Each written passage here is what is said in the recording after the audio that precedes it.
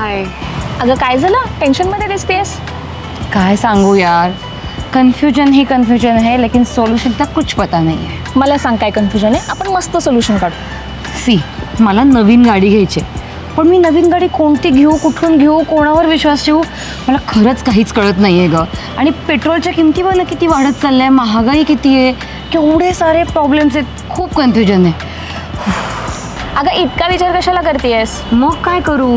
माझ्याकडे एक clear solution आहे तुझ्या कन्फ्युजनचं. काय?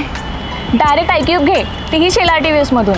एक मिनिट, आयक्यूब म्हणजे ती इलेक्ट्रिक गाडी? हो, हे बघ, 0 पेट्रोल खर्च, जबरदस्त परफॉर्मन्स, स्मार्ट फीचर्स आणि इतर कुठल्याही ब्रँडचा विचार न करता डायरेक्ट आयक्यूब घे, तीही शेलार TVS मधून.